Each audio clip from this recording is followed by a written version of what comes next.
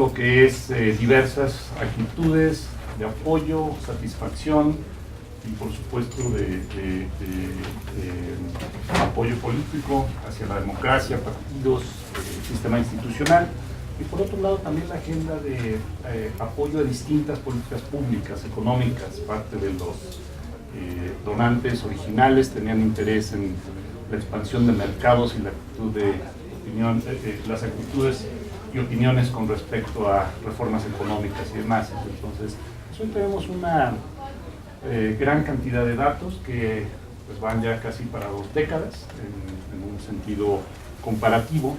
Así es que sin más preámbulo voy a dar la palabra a Fabiana. Tenemos también nada más muy rápido a Ignacio Suaznavar, que es miembro del Latinobarómetro desde hace tiempo.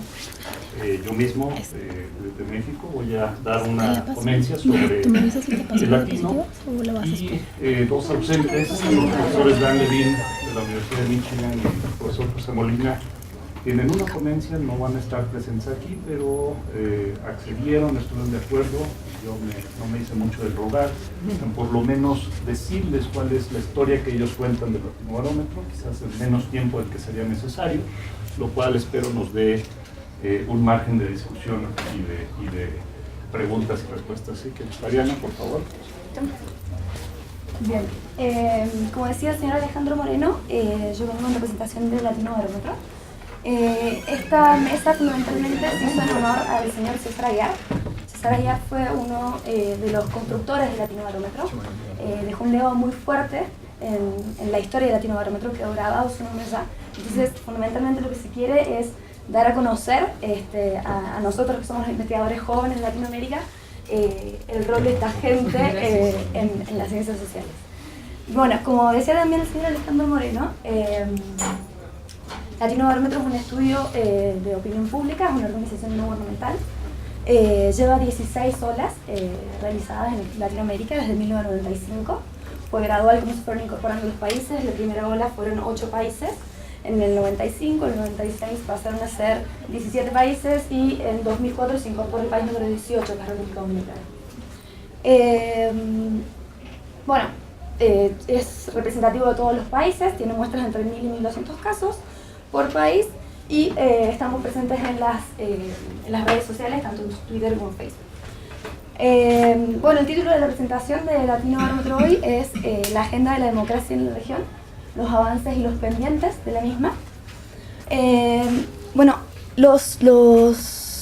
La ola Latinobarómetro 2011 mostró, una caída de todas las variables relacionadas con democracia. Fundamentalmente acá vamos a hablar de lo que es apoyo, lo que es satisfacción y lo que son las confianzas. Una caída bastante fuerte en estas variables.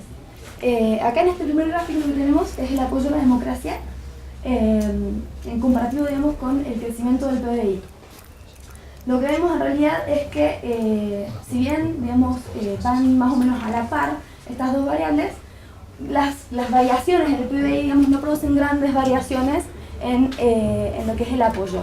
Lo mismo pasa con lo que es satisfacción. Vemos que va mucho más acompañado que el apoyo, pero que no es que una pequeña variación en el PBI genere grandes cambios en la satisfacción y en el apoyo. Entonces, la pregunta que nos hacemos en Latinobarómetro es ¿qué hay que hacer para que se consolide la democracia en Latinoamérica? Visto que la economía civil es un factor fuerte, pero no es preponderante, no es el único que influye en esta consolidación de la democracia. Entonces, nosotros encontramos que hay 5 factores o características estructurales a Latinoamérica que se dan en la mayoría de los países. Y estas características son la exclusión económica, la exclusión racial, la exclusión, un Estado parcial, un Estado que no llega a todos sus ciudadanos, la desigualdad ante la ley y, son 5 tipos de exclusiones que se dan. La primera, como dijimos, exclusión económica. Lo ilustramos con la pregunta de ingresos subjetivos, la más representativa para nosotros de este caso. Entonces la pregunta es si el salario que percibe la persona y el ingreso familiar le permite cubrir satisfactoriamente sus necesidades para llegar a fin de mes. Entonces puede responder la persona que sí, cubre satisfactoriamente y no tiene ningún problema y ahorra, que sí, que logra cubrirlos y llega justo, o que bueno, ya tiene dificultades y puede tener dificultades pocas o grandes dificultades. Lo que vemos en este gráfico es la gente que no le alcanza y que tiene dificultades y grandes dificultades. La buena noticia es que se redujo de 2010 a 2011 51 a 45%, es decir, un 6% de personas que tienen problemas para llegar a fin de mes, digamos, y desde su punto más crítico, el 62% en 2003, digamos, son unos bastantes puntos más. El tema es que, en realidad, si analizamos la gráfica, lo que nos dice en realidad es que todavía 1 cada 2 latinoamericanos tienen problemas para subsistir, para que su ingreso, digamos, le alcance para vivir satisfactoriamente. El segundo tema es la exclusión racial en Latinoamérica. Tenemos la escala de discriminación por raza. Bueno, aquí tenemos, la pregunta es, si de 100 personas, ¿cuánto cree que usted que son discriminados por raza en su país?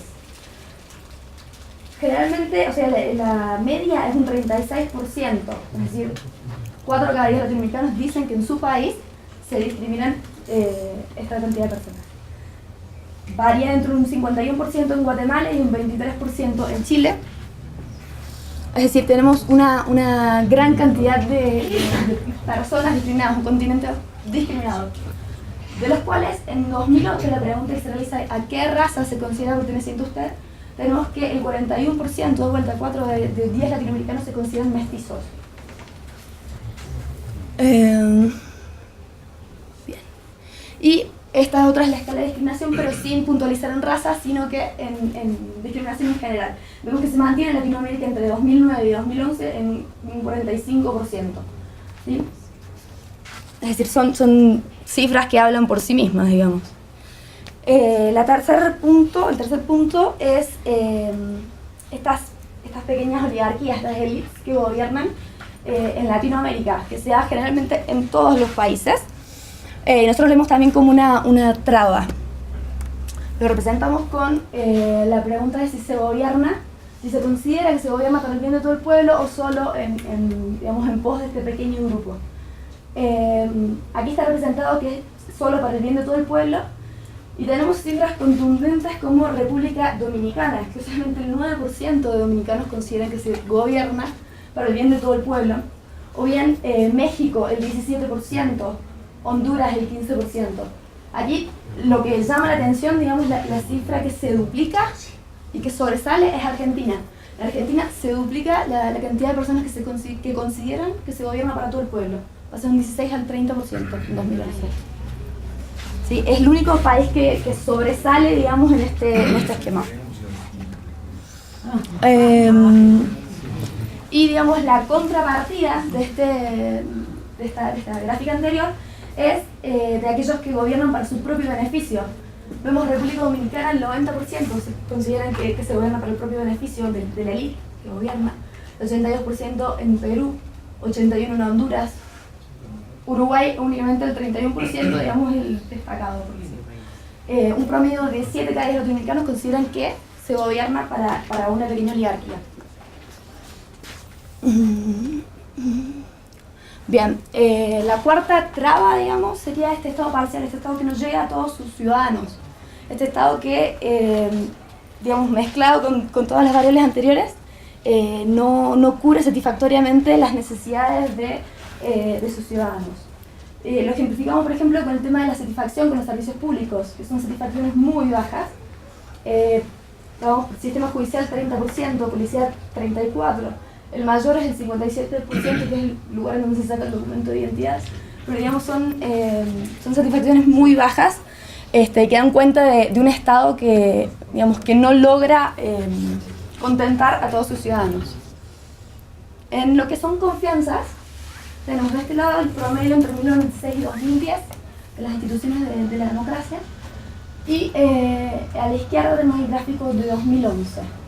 Vemos que generalmente en la iglesia es la institución que tienen más confianza de todos, y vemos que siempre los partidos políticos son los de menos confianza. Es decir, imagínense que en Latinoamérica gobernar con una confianza del 22% de partidos políticos, Poder Judicial 29%, Policía, Congreso, son todas confianzas demasiado bajas como para que esta consolidación de la democracia tenga curso. ¿Sí? Bueno, y acá puse un par de láminas de las confianzas particulares para ver como el recorrido histórico de las confianzas. Vemos que generalmente Parlamento han sido siempre bajas, máximo puntos del 36% en el 97%, pero se mantiene en lo que es 30%.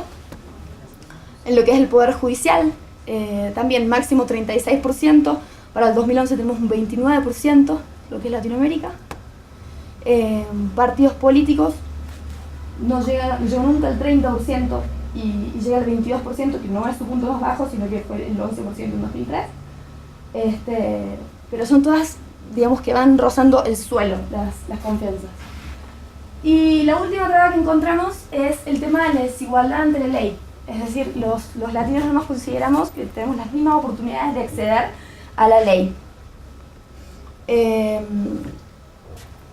Esta lámina es bastante gráfica en el sentido de que nos muestra que son 7 cada 10 latinoamericanos que se consideran que no tienen las mismas oportunidades o no tienen el mismo acceso a la ley en su país. Y es una cifra que se mantiene, digamos, va del 28, 26, 30%, digamos, nunca supera esa cifra, el tema de la igualdad. Entonces, básicamente lo que queremos hacer desde Latinobarómetro es que, digamos, no solamente es la economía lo que genera esta cuestión de consolidación de la democracia, sino que hay otros factores que evidentemente estos 5 factores engloban a muchos otros, pero son 5 factores, 5 exclusiones que genera el Estado hacia sus ciudadanos, lo que impide que se consolide la democracia. Eso sería. Bien, muchas gracias. Siguiendo el orden del programa, nos corresponde hablar un poco sobre la experiencia en México. El tema es valores y actitudes políticas de la clase media en México. Debo decir que el tema de valores y actitudes, por favor. Ha habido una literatura creciente en México acerca de la clase media, como que hay un interés reciente. El Latinobarómetro no necesariamente ha sido un estudio que nos debe quizás, ¿cómo decirlo?, con este concepto tan abstracto, tan difícil de la clase media para los sociólogos, donde no hay un consenso de cómo medirlo y qué hay y qué más.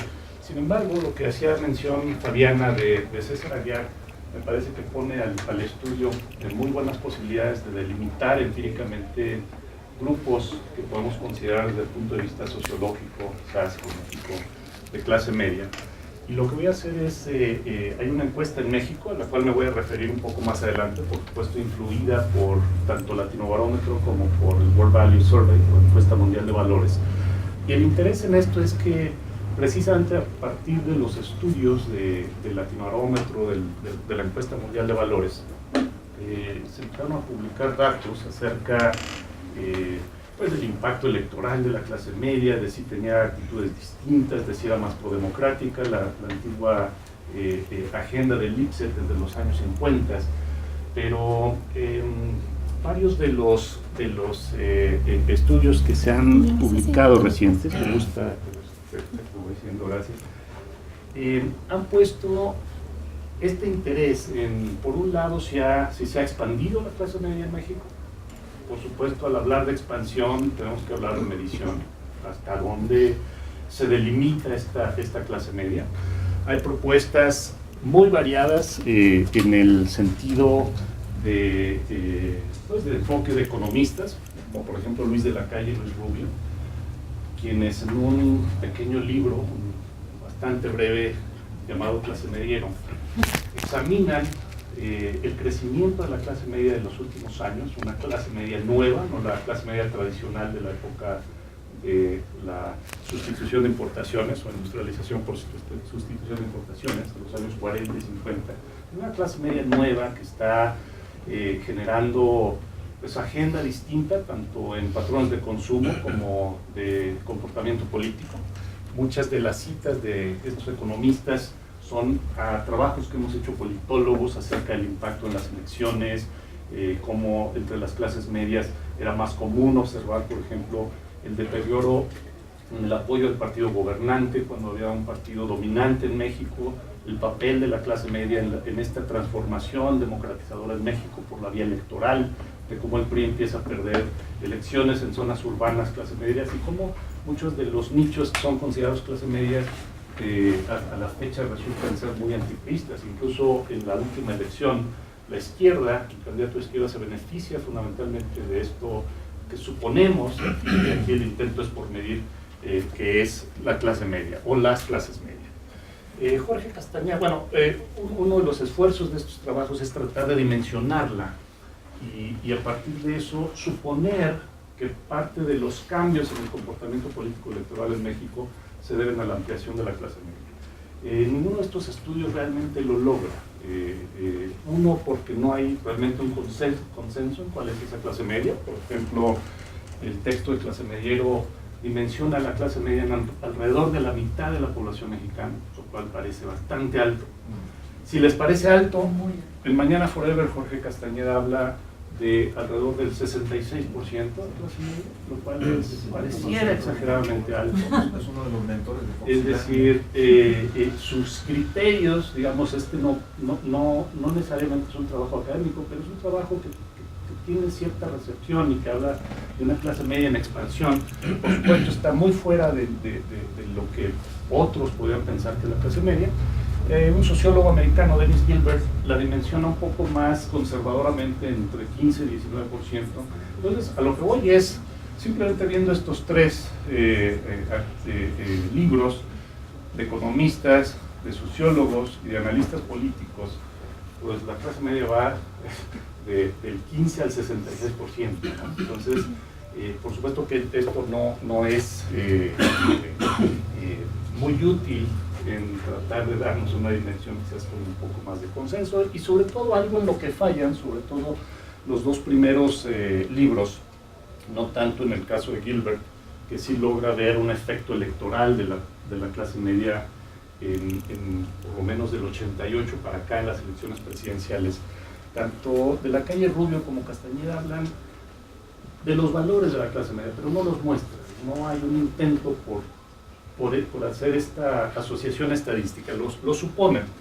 La literatura del voto en México, que es muy amplia, también ha tratado de ver el impacto de los aspectos sociales o sociológicos, en particular clase, y la literatura ha encontrado efectos muy débiles de los factores socioeconómicos, pero tampoco ha habido un intento por medir a la clase media como tal.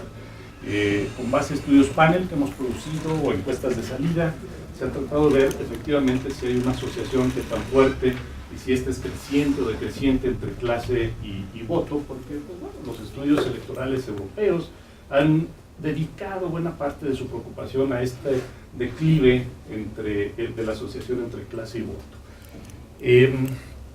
Gracias. Lo que hago en este artículo, que además es un artículo hecho, digamos, está preparado para una publicación, ustedes podrán juzgarlo en el disco, si quienes tengan interés en leerlo. Lo que hago es entrar un poco a la tarea, por un lado, de medirlo de manera más tangible a través de estas encuestas. Por supuesto que el Latinobarómetro nos ha servido para generar esta idea de clase media, empíricamente la labor de César Aguiar, por ejemplo, incluir al Latinobarómetro, los indicadores de confianza del consumidor son fundamentales también para tratar de ver patrones distintos de clases. Otro, por supuesto, validación, que tanto a partir de una encuesta pues, se puede o no medir, pero qué tan válido es. Y por supuesto el análisis, que es lo que ha faltado de estos otros libros, que suponen que hay una serie de actitudes y opiniones de las clases medias, o de la clase media a la cual yo me voy a referir en singular. Hay un debate en el artículo acerca de si son las clases medias o la clase media, No me voy a meter en esas complicaciones sociológicas, voy a hablar de la clase media urbana, además, delimitándola a la parte urbana. Y entonces, bueno, el artículo se dedica a estas tres tareas. Y podemos pasar al siguiente. Una encuesta inspirada en Latinobarómetro. En México tenemos muchas encuestas nacionales, algunas locales. Este es un primer intento por tener muestras representativas de las 32 entidades federativas, tanto en Latinoamérica como a nivel internacional. En México nos ha hecho mucha falta este estudio entre entidades, las cuales se diferencian enormemente en grados de desarrollo económico, de desigualdad, de pobreza, de distribución incluso étnica, lingüística.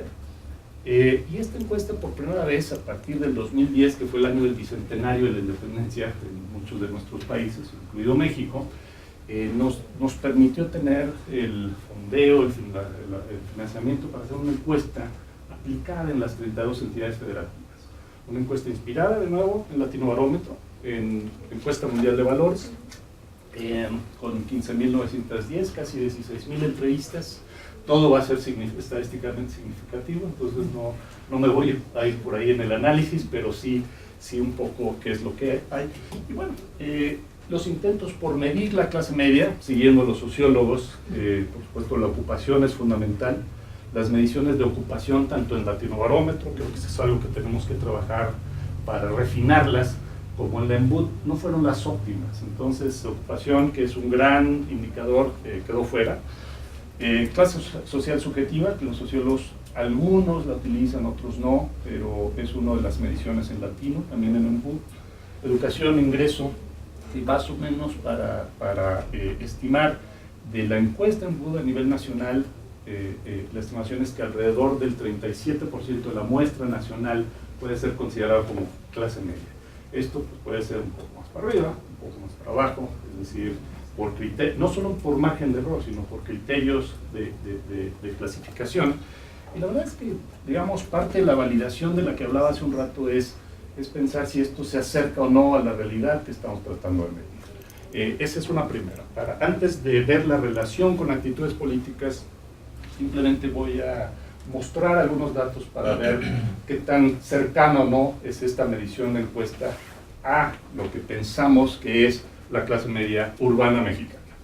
Por ejemplo, los indicadores típicos de acceso a telefonía celular, pues por supuesto aquí pueden ver la diferencia entre esta categoría que estoy llamando clase media con el resto, el remanente, que son clases populares. No podemos hablar de una clase alta en términos de categoría, porque es insignificante en el caso de una encuesta, pero prácticamente estamos hablando del remanente como clases populares, simplemente como una categoría de análisis. Y las diferencias en acceso a teléfono celular, residencial, internet, que es uno de los más notables también, acceso a redes sociales, pues claramente se ven diferencias importantes en el acceso de clases medias, clases populares. Esto, por ejemplo, lo podemos validar con Latinobarómetro. Esto pudiera ser un tanto más cuestionable, no hemos terminado de validar la medida con Latinobarómetro, pero si ven ustedes, a nivel, utilizando el mismo criterio que usé en México a nivel nacional, me da exactamente el mismo porcentaje, una coincidencia bastante alentadora, y por supuesto una enorme varianza entre los países, ¿no? Desde un 19% en El Salvador hasta el 52% en Argentina. Cualquiera que tenga acceso a información acerca de las clases en los distintos países, pues sería muy interesante ver si esto les hace sentido o no.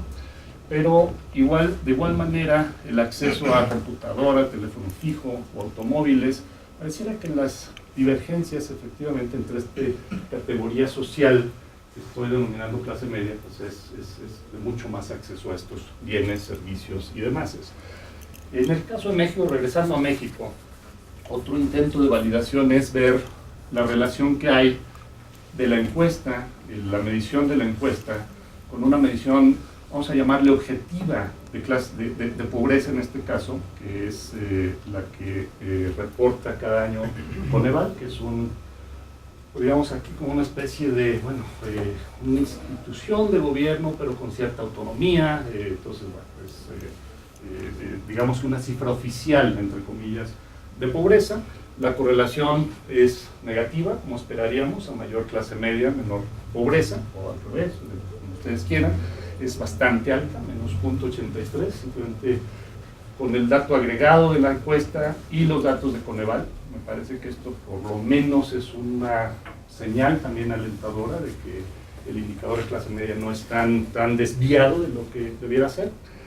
Y bueno, por supuesto aquí pueden ver ustedes la varianza en pobreza con los estados de México como Oaxaca, Chiapas, Guerrero, que son ciertamente mucho más pobres, menos desarrollados económicamente, con estados como Nuevo León o Coahuila o el propio Distrito Federal, que es el que comprende la Ciudad de México, en un alto nivel de porcentaje poblacional urbano y también clase media.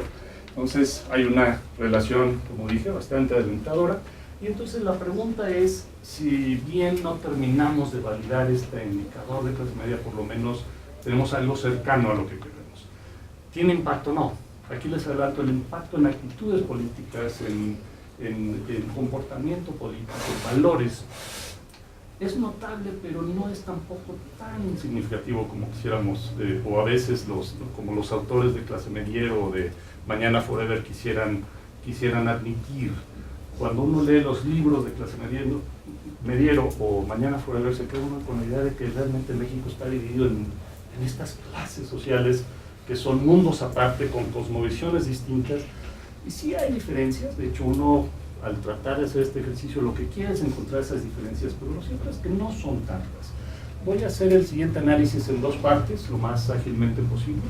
Una de manera bivariada, viendo diferencias entre clase media y clases populares en algunas medidas de valores y de actitud, de patrones de comportamiento económico, de consumo, y la otra multivariada, para ver, digamos, si controlando también por otros factores, como por ejemplo, si estamos tratando de explicar actitudes políticas en México, el partidismo es algo que ya por muchos años hemos visto que definitivamente la sociedad mexicana es altamente partidaria.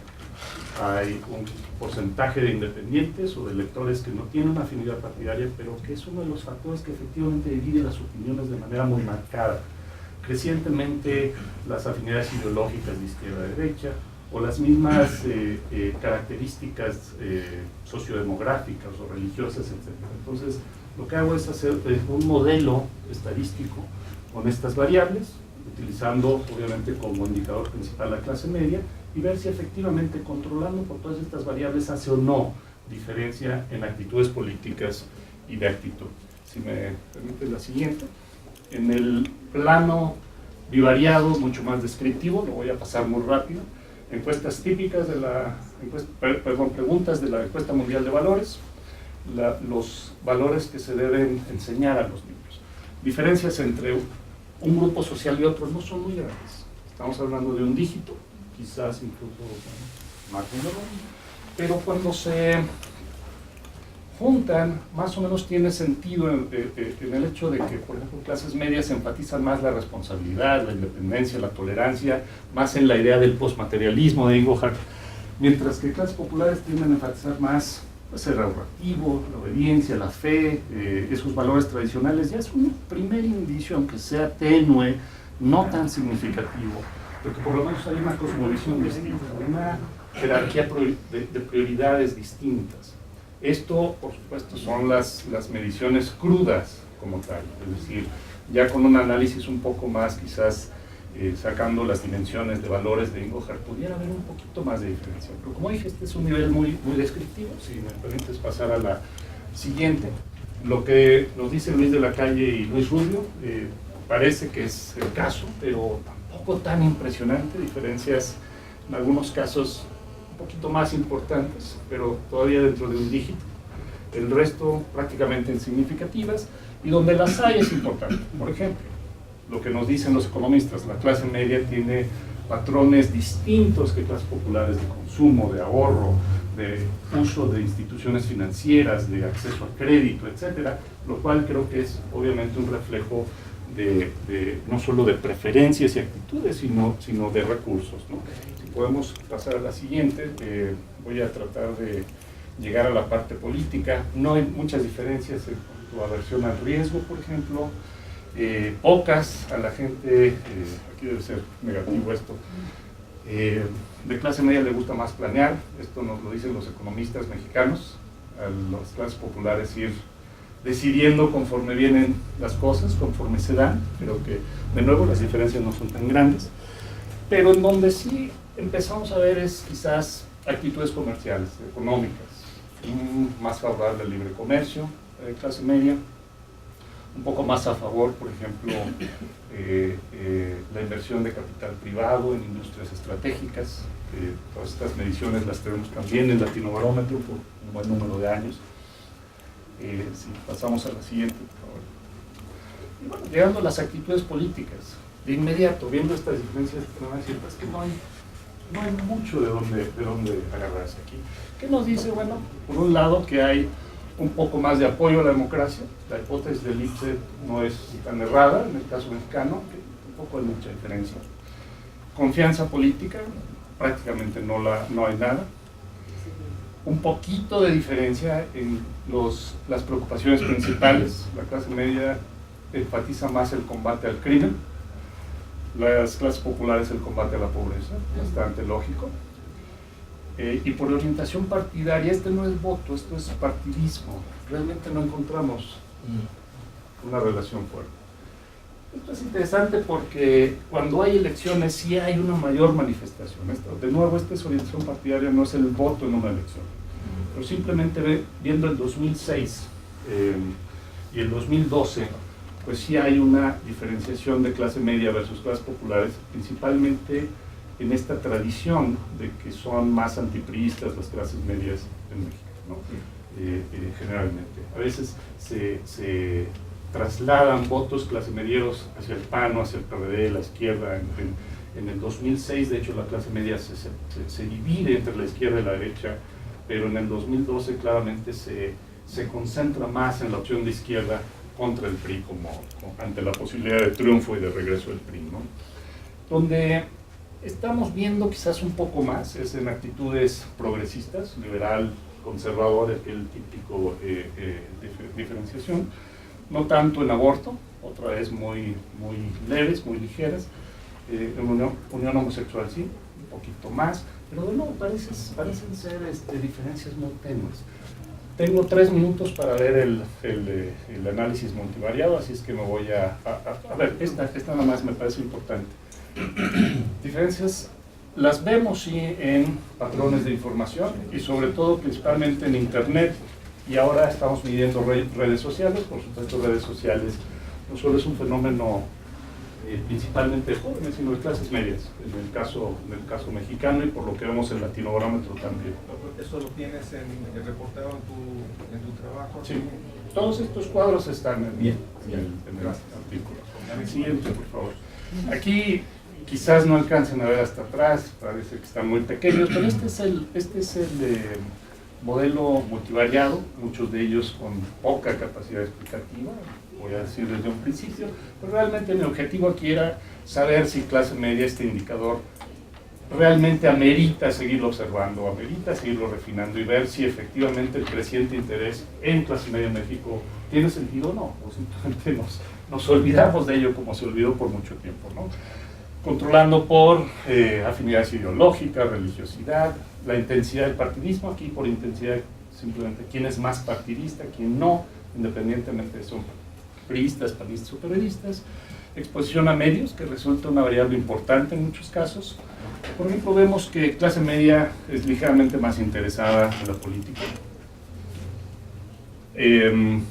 Claramente conoce más sus derechos políticos y civiles, es una pregunta muy general, no les hacemos un examen, o sea que esto no está tampoco validado, es lo que nos responden.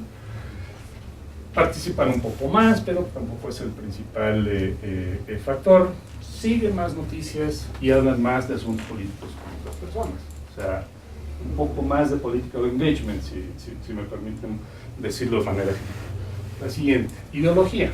No hay diferencia en cuanto a valores de igualdad versus competencia, sí de propiedad privada, ligera, muy tenue, pero la clase media es más guiada por apoyo a propiedad privada. Y no hay, por ejemplo, ninguna diferencia con clases populares en términos de un Estado benefactor versus una economía más individualizada. No hay estas diferencias ideológicas tan fuertes en términos de clase.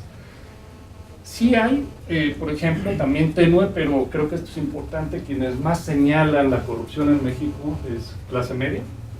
Por ejemplo, son los que más se oponen a que se justifique hacer trampa en los impuestos. Clase media es el mercado cautivo de la recaudación y por supuesto son, ¿no?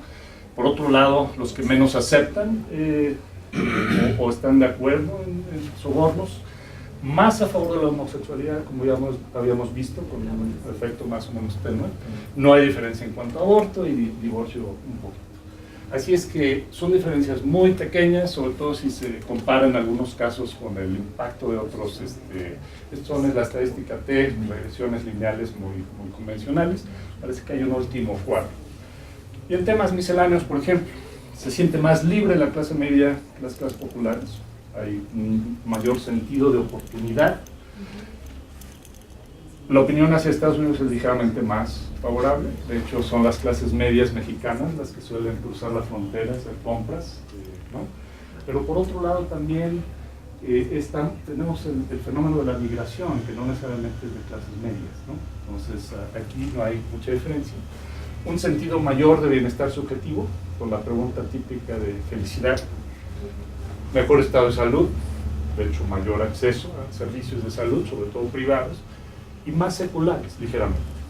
Menor importancia de Dios. La encuesta también trae, por razones del bicentenario del nacionalismo mexicano, importancia de la Virgen de Guadalupe, que no viene en la encuesta mundial de valores, por supuesto, muy mexicana, pero en el sentido secular es claramente más guiada la clase media. Conclusión. Creo que es factible que empleemos medidas cada vez más refinadas de clase media. Este indicador que estoy empleando aquí le falta un aspecto fundamental, que es ocupación.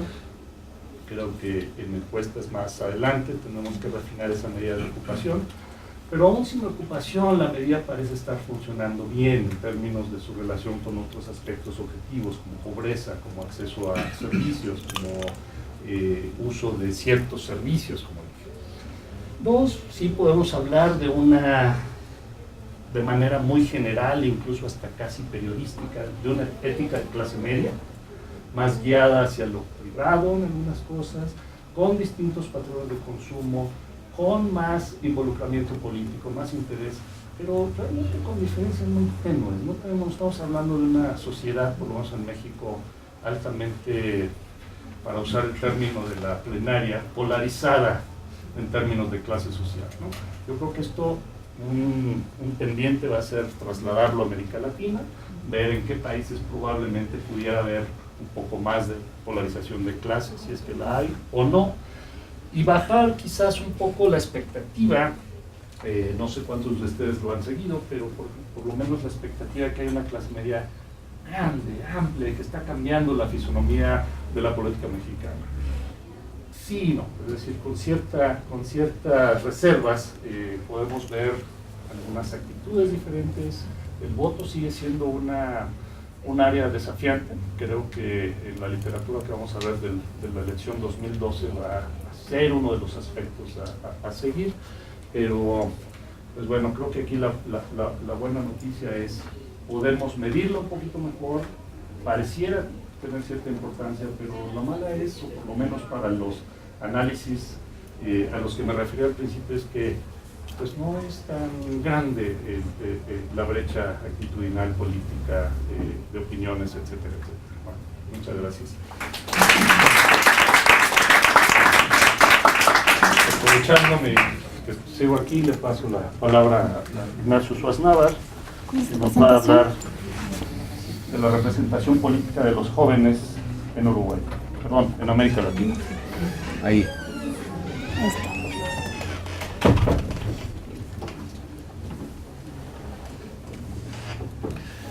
Bueno, este es un proyecto que tenemos en la Universidad Católica del Uruguay, que básicamente trabaja sobre la participación política y la representación política de los jóvenes en Uruguay. algunos estuvieron, los que están aquí estuvieron en una presentación mía hoy de mañana sobre el caso uruguayo. Y bueno, dado que estaba esta mesa de Latinobarómetro, homenaje a César Aguiar, nos pareció relevante hacer un intento de explorar algunas de las hipótesis que manejamos para el caso uruguayo a escala latinoamericana, aprovechando también esta formidable herramienta de comparación a nivel de opinión pública que es el Latinobarómetro, que tiene una enorme cantidad de información a veces subexplotada. Entonces toda oportunidad que tenemos de intentar generar conocimiento comparado, que es cada vez más importante, y sobre todo compartirlo en estas instancias de Voy por Latinoamérica, nos pareció relevante. El argumento inicial es muy sencillo. En este momento estamos en América Latina en una situación inédita. Nunca habíamos tenido una generación entera de latinoamericanos socializada en democracia. En América Latina ya llevamos 25 o 30 años de democracia, casi sin interrupciones o con algunos pequeñísimos amagues más bien recientes. Y esto es un fenómeno nuevo, y esto implica que ya tenemos toda una nueva generación, tenemos unos jóvenes. Yo hoy decía que hay unos nuevos bichos caminando por ahí que son jóvenes latinoamericanos que no conocen otra cosa que la democracia, no tienen en su historia de socialización política experiencia propia de regímenes autoritarios. Entonces nos vamos a algunas de las hipótesis básicas sobre socialización política, y está claro que la socialización política es un elemento central para la consolidación de la democracia. Fabiana decía hoy qué cosas faltan o en qué líneas se pueden trabajar para consolidar la democracia en América Latina.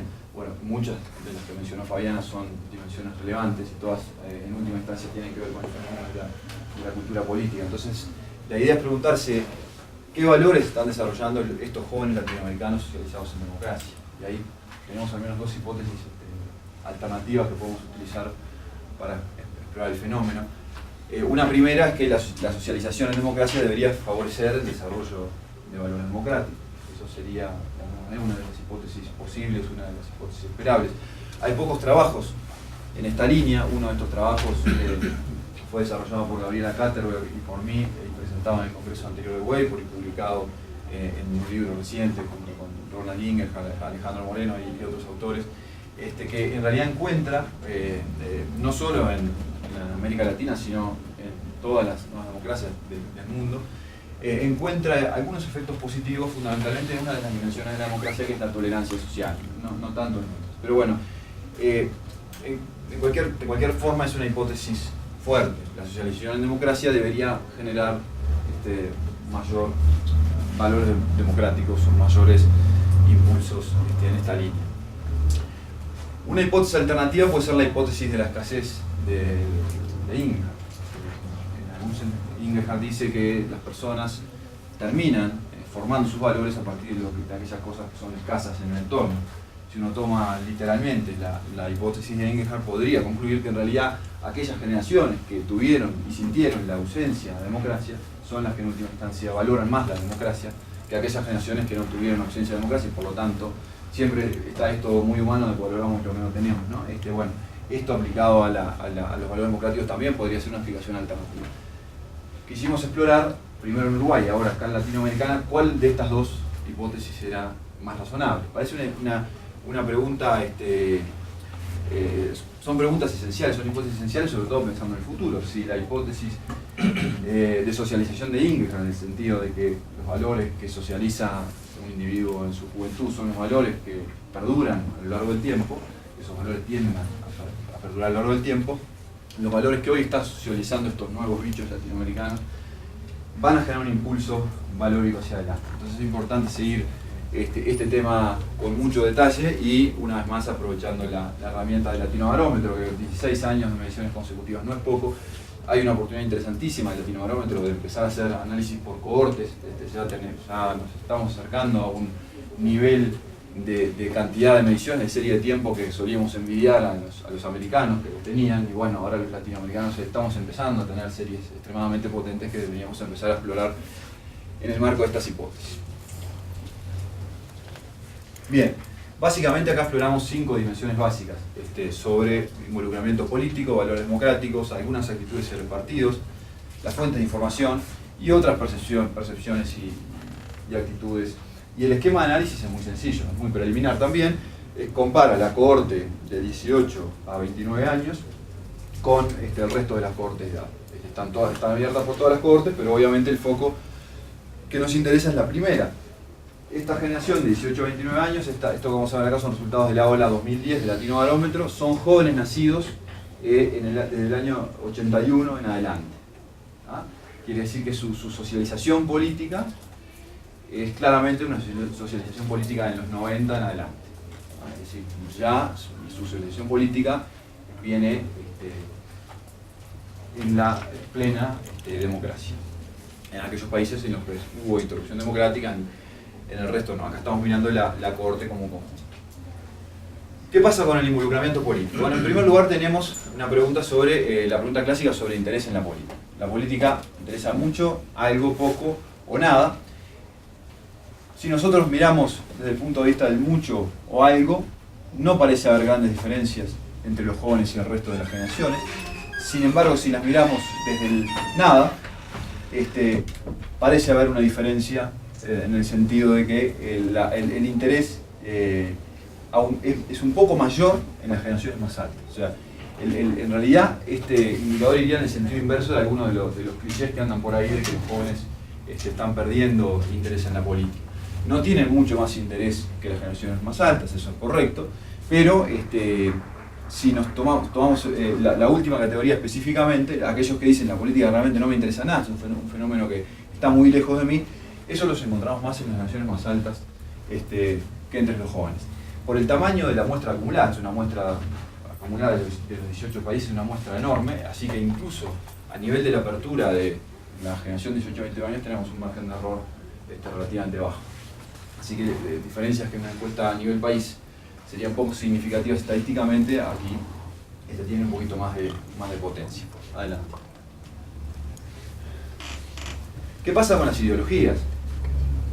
Izquierda y derecha, para los jóvenes, ¿han dejado de significar cosas o siguen siendo cuestiones significativas? Bueno, cuando enfrentamos a los jóvenes, a estos nuevos bichos que andan por ahí, a una escala de izquierda a derecha, el 1 izquierda, el 10 derecha, bueno, resulta que estos jóvenes se identifican en esa escala con igual o incluso un poco más de facilidad que el resto de la generación. Esta escala parece tener un poquito más de sentido.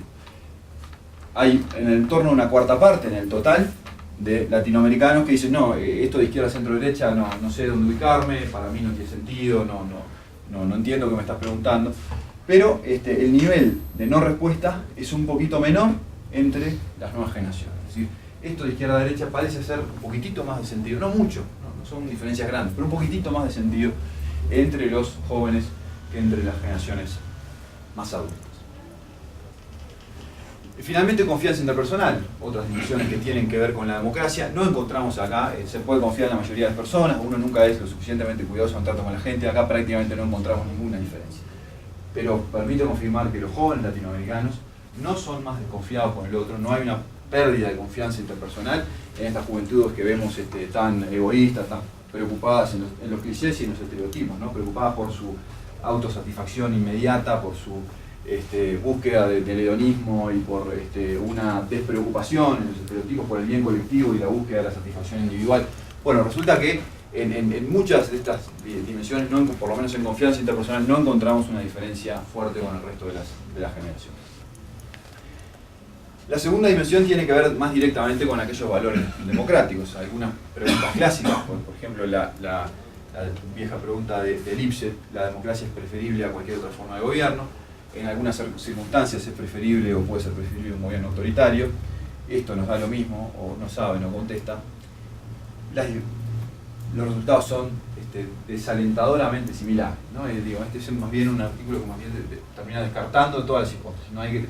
Les anticipo que no hay grandes diferencias entre estos nuevos bichos socializados y el resto de la población, y aquellas que hay quizá van un poquito en la dirección no esperada. Hay algunas cabe más adelante en la forma. Pero no vemos diferencias fuertes. Acá parece haber una pequeña aumento de 3 puntos con respecto a la última generación, pero no a las intermedias, respecto a esta cuestión más de indiferencia, pero no es una diferencia estadística significativa. 6 de cada 10 jóvenes, al igual que el conjunto de la población, valora la democracia como principal forma de gobierno. Y los niveles de satisfacción con la democracia tampoco generan grandes diferencias, ni ni en la mucha satisfacción, ni en la dimensión de más bien satisfecho. Por lo cual, la vieja tipología que se puede construir con estas variables de apoyo y satisfacción a la democracia genera para el conjunto de la población un 32% de gente que apoya la democracia y está plenamente satisfecho con la misma, un núcleo de 29 que apoya la democracia pero no está satisfecho, y bueno, y las otras dos categorías, la satisfacción pero no apoyo, y el 27% de satisfacción crítica. Pero una vez más, lo relevante es ver las diferencias aquí por edad, y nuevamente no parece que encontramos, hay un poquito menos aquí entre los apoyan satisfechos y la satisfacción plena o el apoyo pleno, parece ser un poquitito menos en los jóvenes que en las generaciones mayores, pero no son diferencias fuertes. ¿Cuáles son los recuerdos que tienen sobre el último gobierno militar? Aquí sí hay algunas diferencias entre los jóvenes y los mayores, pero la diferencia fundamental es que en realidad obviamente no saben, no tienen muchos recuerdos, no tienen recuerdos directos, todos los recuerdos son a través de terceros, pero si uno toma el balance entre un recuerdo positivo del gobierno militar o negativo, el balance es muy similar al que existe en el resto de las cohortes. Diría incluso que en realidad es más favorable, es decir, es más favorable a la democracia, digamos, más negativo para las nuevas generaciones que para las anteriores.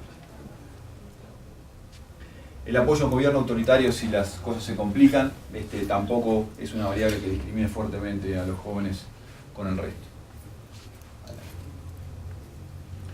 Por lo cual, en el plano de valores democráticos, realmente es bastante frustrante porque no encontramos ninguna diferencia de la cual agarrarnos para hablar en un sentido o en otro sobre los efectos de la socialización política.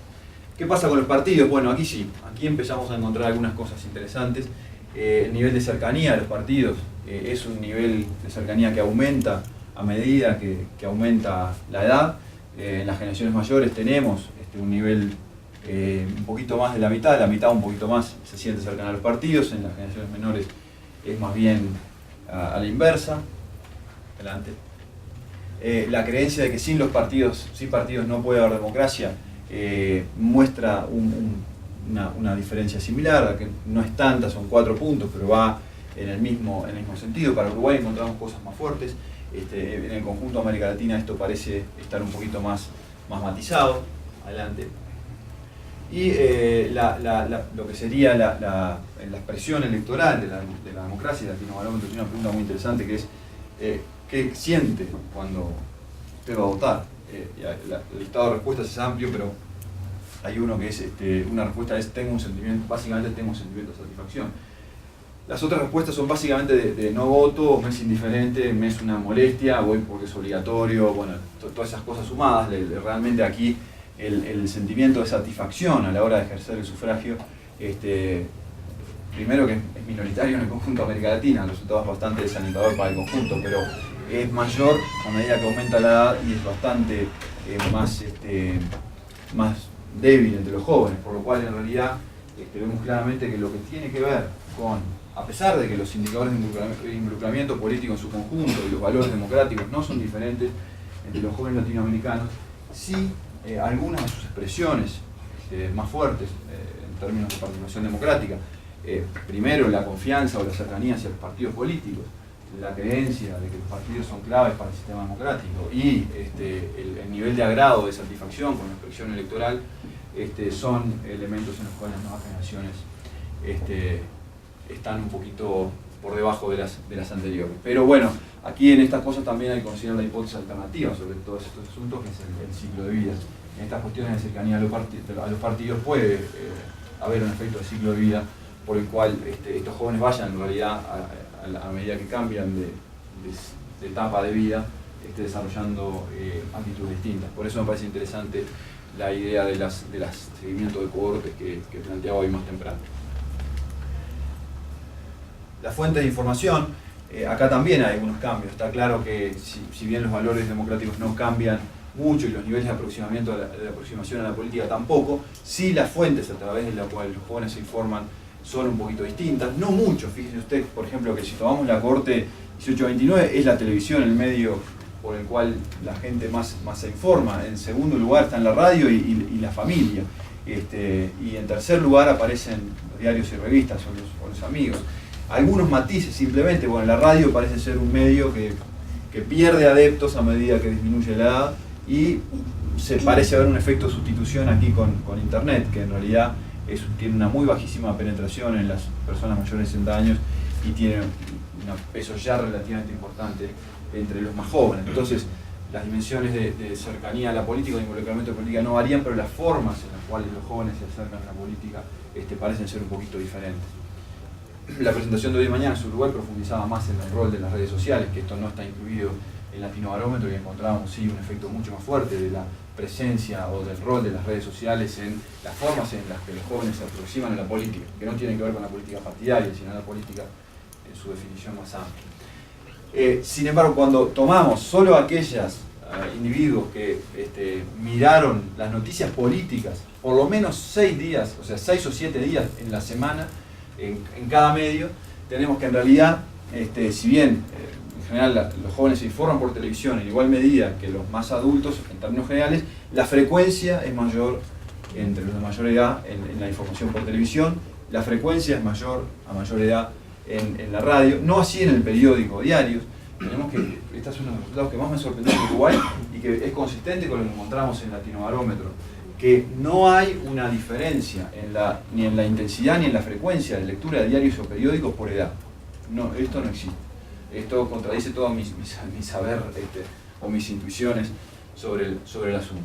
Claro, es posible que una parte de esta lectura de periódicos o diarios se dé a través de Internet, no sabemos, pero en definitiva no, está habiendo un consumo de periódicos o diarios homogéneo por generación, no solo en Uruguay, como veíamos hoy de mañana, sino también en el conjunto de América Latina. Y obviamente el medio que penetra con más fuerza en estas generaciones es Internet. Entonces sí, cambios en las formas de aproximación a la política. Otras presiones y actitudes, una miscelánea, utilizando el término de Alejandro, como para ver si encontrábamos algunas otras cosas que diferenciaban a estos nuevos bichos de los otros bichos, no existen. Las percepciones sobre el progreso, sobre si el país está progresando o no, son muy similares a los jóvenes que en el resto de las generaciones. Adelante. La evaluación sobre la situación económica es muy similar, las evaluaciones positivas o las negativas son muy similares entre los jóvenes que en el resto. Adelante. Tampoco hay una percepción mayor, un temor mayor a ser víctima de delito con violencia, que es en general tendemos a pensar que los jóvenes, como son los que más usan el espacio público, están más frecuentemente expuestos a la violencia, pero en términos de percepciones no existe hoy en América Latina un temor mayor a ser víctima, por lo menos no en la categoría más frecuente. Si nos vamos a la segunda, aquí hay un poquito más de temor, pero no es una diferencia sustantiva. Tampoco los jóvenes tienen una percepción mayor que el conjunto de la población de que existe un conflicto social entre la gente joven y el resto de la sociedad, que está muy latente en algunas ciudades como la chilena, por ejemplo. No existe. Para el conjunto de los ciudadanos, el conflicto entre los jóvenes y el resto de la sociedad es 18% dice que es muy fuerte, un 43% dice que es fuerte. Es decir, hay una sensación de que algo de esto hay.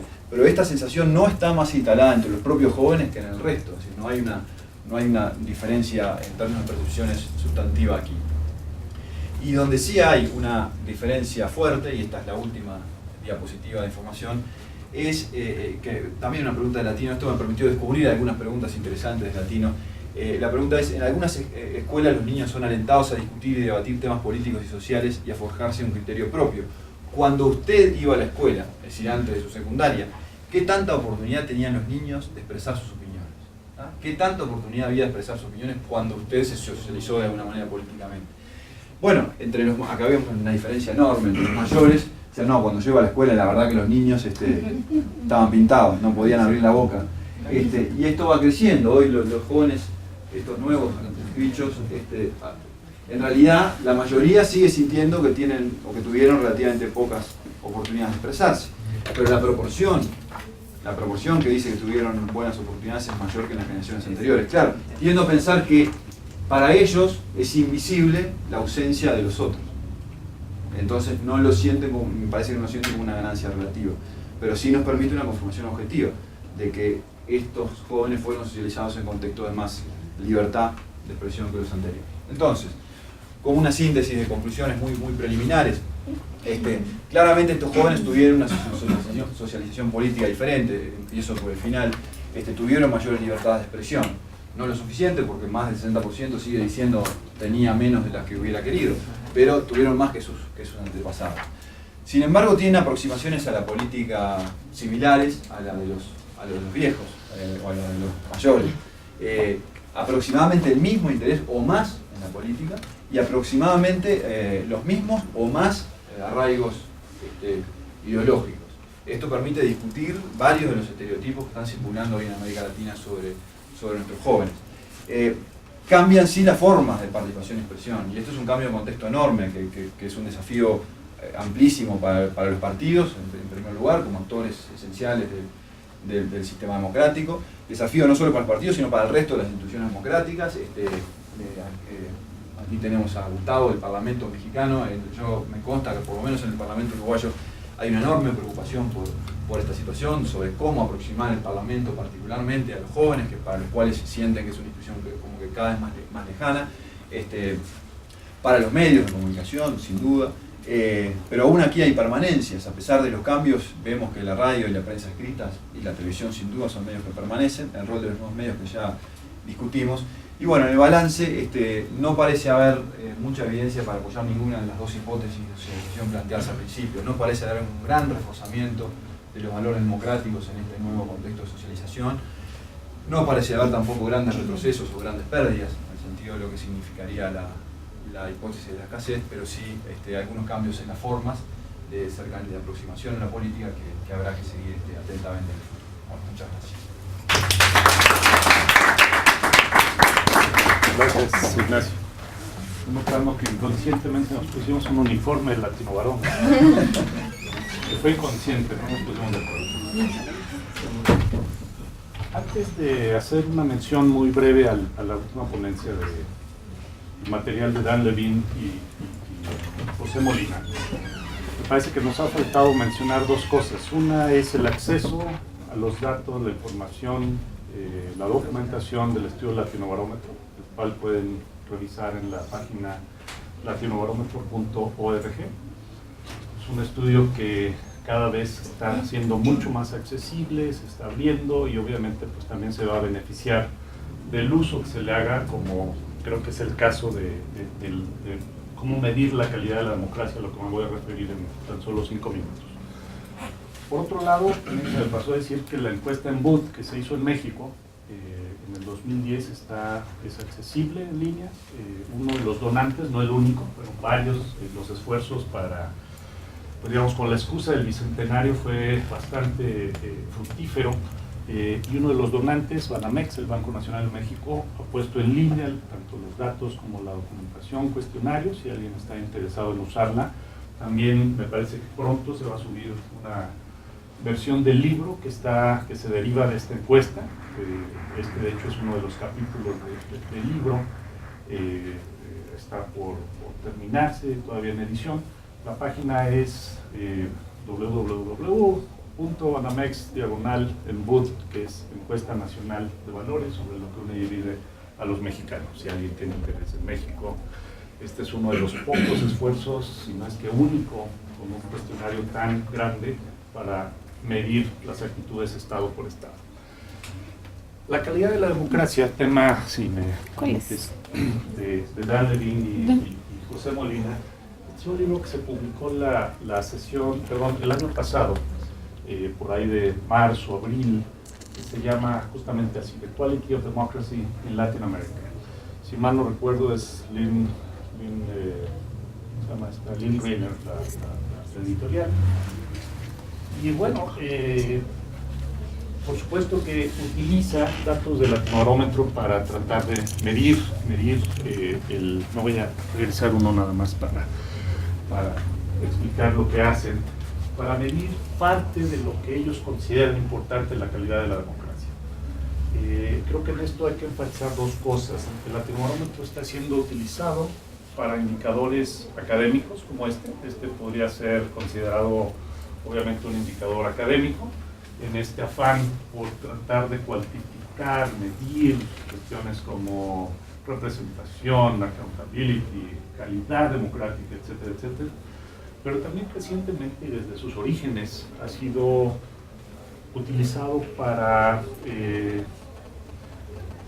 sino definir, por lo menos evaluar y ver guías de preferencia pública para la elaboración de políticas públicas. Un libro reciente con Marta Lagos, un servidor personal de la CEPAL, precisamente la CEPAL desarrolla el concepto de mediciones subjetivas, que si recuerdan desde la invitación del presidente francés Sarkozy, de que los indicadores objetivos tenían cada vez más que acompañarse de indicadores subjetivos, porque pues era importantísimo medir no solamente el desarrollo, sino niveles de satisfacción de las sociedades. Y la CEPAL en ese sentido empuja la agenda con base al Latinobarómetro para medir qué tanto corresponde, por ejemplo, las percepciones de las sociedades de América Latina con sus indicadores objetivos. Se ha pensado, y por lo menos en las discusiones con CEPAL en su momento, que los objetivos pues, son eso, y como que tienen una calidad menor. Eventos en Argentina recientes acerca de los datos objetivos han puesto eso ciertamente bajo cuestionamiento, ¿no? El libro de la CEPAL, por cierto, se titula América Latina frente al espejo. Está en versión en español y en inglés, Latinoamérica in the Mirror, alguna cosa así. Muy brevemente, Levin y Molina se dan a la tarea de tratar de cuantificar esto que es una creciente preocupación en la literatura sobre democracia. Y lo que pensaban presentar acá era lo esencial de sus primeros dos capítulos. El primero tiene que ver con la concepción de qué es la calidad de la democracia, cómo se puede evaluar. Para ello hay que definirla. No me voy a meter, por supuesto, mucho a ello. Entonces podemos pasar al siguiente. La primera, digamos, premisa es tratar de entender, efectivamente, a partir de definiciones de democracia, muy en el sentido minimalista, gramsciano, para de ahí dar el paso hacia lo que es la calidad de la democracia. Si podemos pasar a la siguiente. Nos mencionan ellos que pues, democracia y calidad de la democracia, por supuesto, se interrelacionan, pero conceptual y empíricamente son algo distinto. La literatura creciente de calidad de la democracia se refiere a otro tipo de preguntas, ¿no? Incluso hemos visto, varios han sugerido la evolución de la literatura sobre democratización desde los años 80 con los famosos volúmenes de O'Donnell y colegas de las transiciones del régimen autoritario, las transiciones a la democracia, luego la literatura de consolidación democrática y sucesivamente hasta que, bueno, en el tiempo actual quizás de manera más clara esto que es medir la calidad de la democracia. Resalto, ustedes pueden ver esto en el libro obviamente, que se tratan de dos cosas distintas, democracia y calidad de la democracia. Entonces la pregunta es, bueno, uno, conceptual, ¿qué es? Y dos, ¿cómo se va a medir? En lo conceptual, básicamente están hablando de esto que está aquí en negrito. ¿Qué tanto los ciudadanos pueden participar de una manera informada en procesos que involucran elecciones libres, equitativas y frecuentes, influenciando la toma de decisiones políticas, teniendo ciertos mecanismos también de accountability o de responsividad y rendición de cuentas? Y bueno, en general, tratando de que efectivamente gobiernos electos sean sujetos en cierta medida a la voluntad popular. Esto implica varias dimensiones. Conceptualmente nos dan 5, si me permites la siguiente. Una, todo lo que tiene que ver con la decisión electoral, literatura reciente de comportamiento electoral. Ha entrado incluso parte de la agenda de la encuesta mundial de valores. Supongo que el Latinobarómetro, aunque no es una encuesta electoral, nos va a ir empujando hacia allá. La integridad de las elecciones, qué tanto el individuo realmente tiene las condiciones de elegir en un contexto libre, equitativo, responsivo. 2, participación, que no haya, por lo que entiendo de su texto, trabas u obstáculos importantes a las oportunidades de participación. Responsividad por parte del gobierno, de los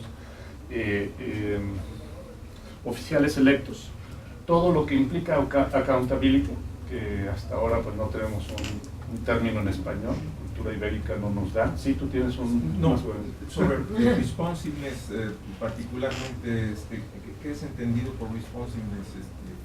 Tienen una serie de indicadores, de hecho hay conceptual, pero creo que si lo podemos decir de manera general es que la política pública, la toma de decisiones, considere las preferencias ciudadanas. Incluso si nos vamos a la definición de poliarquía de Dahl, ¿se acuerdan? A los principios de los años 70, para ser significativas las preferencias de los individuos, estas, digamos que tienen que empezar igual, y también sujetar a los oficiales electos a que lo que hacen responda de alguna manera o refleje preferencias populares, ¿no? Y por último, soberanía, que no es soberanía nacional, sino cierto grado de autonomía de instituciones gubernamentales, de grupos de poder fáctico, como solemos de repente llamar a influencias importantes, grupos de interés, etcétera, etcétera. Entonces, lo que van a hacer, y con esto cierro, es tratar de medir esta calidad de la democracia en estas 5 distintas dimensiones. Datos de Latinobarómetro ayudan, por ejemplo, hay una combinación, si podemos pasar a la siguiente tabla, solamente voy a mostrar 2 de ellas. Bueno, el capítulo 2 obviamente está dedicado a la medición. Por ejemplo, el uso de los datos de Latinobarómetro para ver grados de participación política. En este caso, no participación electoral, sino grados de participación, por ejemplo, en términos de sociedad civil. Hay una serie de indicadores, por supuesto que las 5 dimensiones echan mano de distintos indicadores. Por ejemplo, el cuadro siguiente, este es claramente Latinobarómetro. El cuadro siguiente es un resumen de distintas áreas, por ejemplo, las 5 que nos dan. Obviamente esto está más explicado en el texto, todas están de alguna manera estandarizadas en escalas de 0 a 100, entre más se acerca a 100, mayor la calidad de la democracia. Un ranking que ofrecen y distintos indicadores también alternativos que nos permiten ir viendo más o menos la coincidencia que hay entre esta medición que ellos proponen y otro tipo de indicadores, ¿no? Por ejemplo, los rankings de Freedom House o las clasificaciones de Freedom House o Polity4, etcétera, etcétera. No todos, debo decirlo, no todos las 5 dimensiones de calidad de la democracia emplean encuestas. Creo que aquí ellos también están amarrados un poco a la disponibilidad de ciertos datos. Pero si puedo extender esto a la aplicación a políticas públicas, al esfuerzo, por ejemplo, de CEPAL con tratar de ver la coincidencia entre datos objetivos y subjetivos, que además es muy interesante, pues ciertamente esto nos hace pensar en si los datos que llamamos objetivos requieren de una mayor incorporación de los datos de opinión pública, de encuestas o también llamados subjetivos, pues habría que pensar en este tipo de indicadores, por lo menos como una propuesta de Levin y ellos, ¿no? En el caso de decisión electoral, creo que hay una tendencia creciente, por lo menos sabiendo y teniendo un poco la ventana abierta hacia estudios como la Encuesta Mundial de Valores o el Comparative National Election Project, de tratar de medir las percepciones de integridad electoral, es decir, las elecciones fueron libres, equitativas, justas en el sentido de free and fair, y por supuesto que es un tema que puede abordarse. El Latinobarómetro no es propiamente una encuesta electoral, pero por supuesto que pudiera. Representación, hay sentimientos de representación que no necesariamente de accountability, porque pudieran, en el esquema por lo menos de ellos. Responsiveness, una de las cosas que nos dice el Latinobarómetro es que es una minoría, no solamente la que piensa, como decía Fabiana, que el país está gobernado solo para unos cuantos, sino una minoría que se sienten representados por sus representantes populares, ¿no? Entonces, de nuevo, hay una serie de mediciones allí. Por supuesto, un estudio como estos es difícil transformar la agenda radicalmente. Hay muchas preguntas que vienen ya a lo largo del tiempo, que son características del Latinobarómetro, pero agendas académicas de política pública, de gobierno, que ciertamente tienen que abrir los cuestionarios de este tipo de estudios para adecuar otras preocupaciones. Yo lo dejaría allí, tenemos tiempo, todavía algunos minutos, si les parece, para la discusión. Pensé que siendo 3 íbamos a tener más tiempo, pero parece que no. Así es que si alguien tiene algún comentario, alguna pregunta para cualquiera de los ponentes, o para esto, ya que estoy actuando como intérprete, podría tratar de contestar, pero... Tengo una pregunta que siempre me hice con el latinobarómetro y ahora todos la han manejado de alguna manera, sobre todo los gráficos que presentó Fabiana, nada más. O sea, cuando ponderan el promedio latinoamericano, ponderan en función a la población, o sea, no... Es el promedio de los países. Entonces no estamos hablando de los latinoamericanos. Es correcto. Ah, está bien. Estamos hablando del promedio de las sociedades. O sea, Uruguay pesa igual que México. Sí, más o menos. Sí, cualitativamente debería pesar más, pero bueno, está. No, pero entonces eso es como cuando uno dice uno de cada 3. Sí, no son latinoamericanos. Esa es una réplica cuasi hostil a un comentario que le hice en privado. Porque sale que la mitad de los uruguayos dice que el país está gobernado para unos cuantos. Pues sí, claro, por supuesto, son unos cuantos. Claro, lo que pensaba, porque ahí por ejemplo había unos cambios muy drásticos de un año a otro, entonces yo decía que capaz se le debía que había pasado algo particular en un país grande, no porque si no en promedio debería, no sé, tener más estabilidad. Sí, y eso... Por favor. Una observación con respecto a la hipótesis de Ignacio. Tú decías que los jóvenes criados en democracia, nacidos en democracia, podrían ser más proclives a valores democráticos. Quizás cuando tú haces el agregado de todos los países de América Latina, están diluyendo los efectos, están cancelando el efecto de un país a otro. En el caso de Venezuela, puedo decir que efectivamente la primera generación formada en democracia, que en nuestro caso tienen de 36 a 55 años, claro, son los que expresan mayores valores democráticos, mayor compromiso de cultura democrática, mayor resistencia a formas autoritarias de gobierno, que son los jóvenes en tu caso de 18 a 24 años, que son los que se han creado en la democracia más débil, que han vivido 3 golpes de Estado durante su vida, que han vivido la crisis de los partidos políticos, que han vivido el gobierno más presidencialista y más personalista en la historia democrática del país. Entonces, su experiencia democrática se parece muy poco a la experiencia democrática que puede tener un joven de la misma edad en Argentina o en Chile, que efectivamente viene en un proceso democrático después de una dictadura militar. Es correcto, esto hay que... Entonces ahí habría que ver en qué momento ocurre la democracia y cuáles son tus jóvenes de referencia. De hecho, empecé el análisis por país, por algunos de ellos, pero claro. Porque vas a encontrar que de repente estás cancelando efectos y tu hipótesis sí tiene sentido, sí, claro, a pesar de que ahí esos números no fueron muy halagadores. Antes de hacer la palabra, yo añadiría a lo que estás diciendo, que efectivamente cuando ves el agregado pierdes mucho la diferencia de socialización por país. Pero también, Nacho, lo que tú estás diciendo abre una paradoja muy interesante, te la planteo porque lo tienes ahí muy enfrente.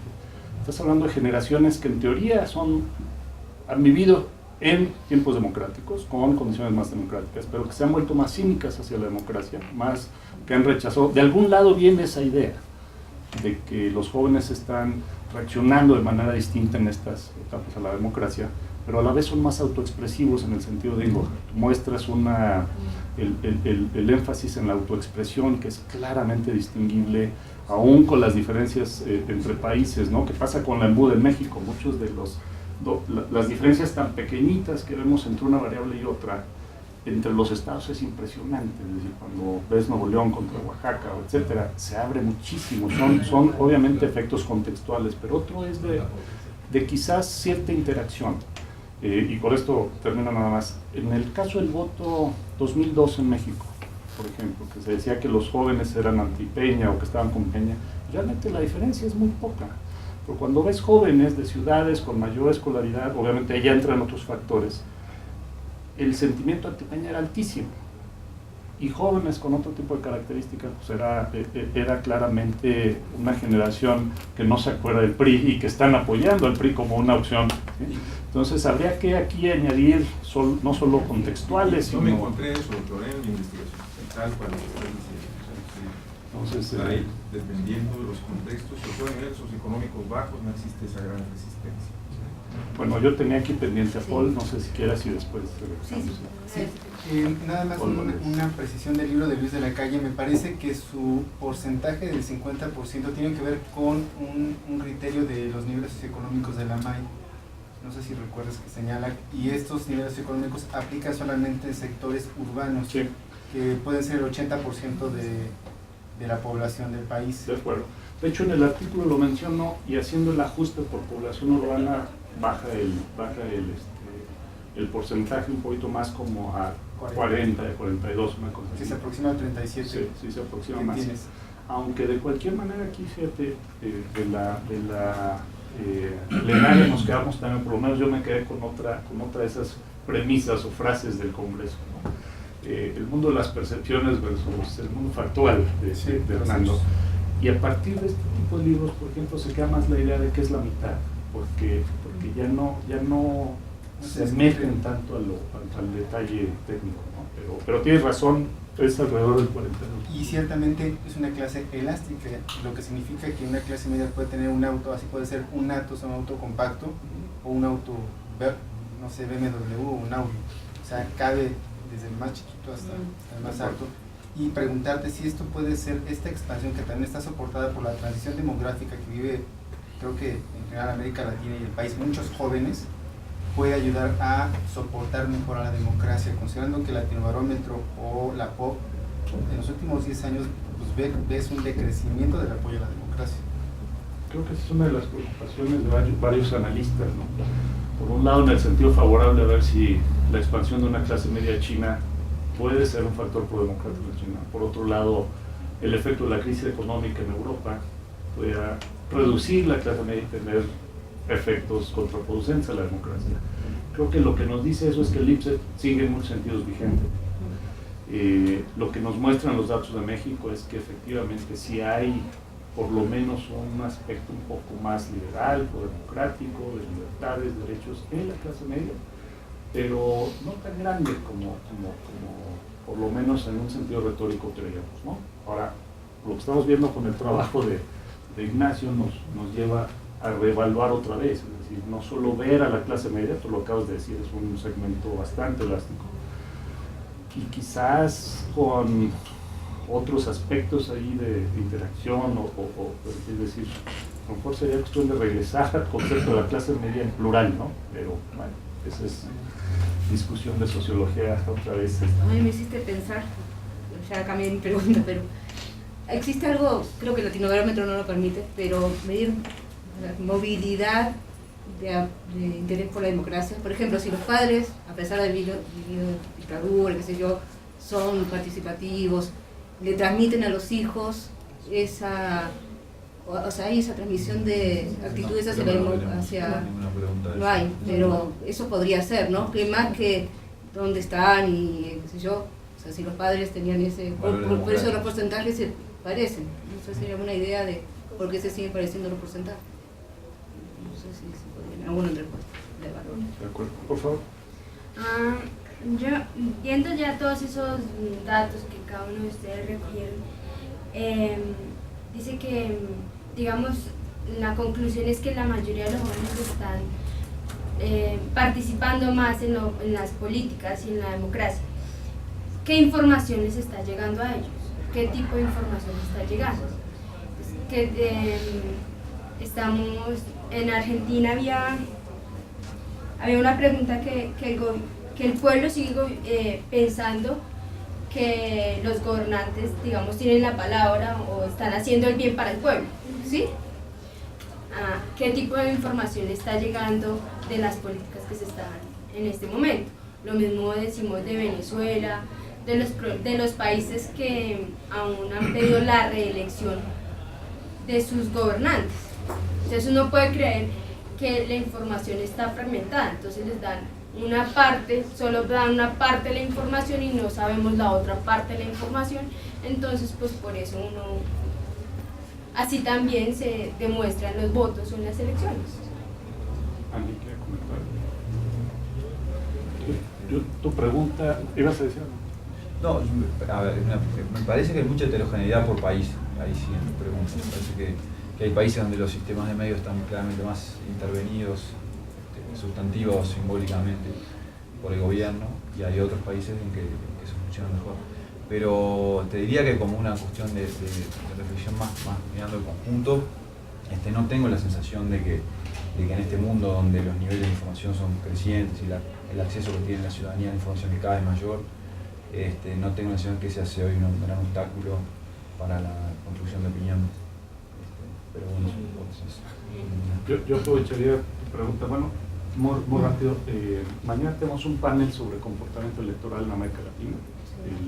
La ponencia que a mí me toca dar, que también es un artículo hecho y con la misma encuesta del ENBUD.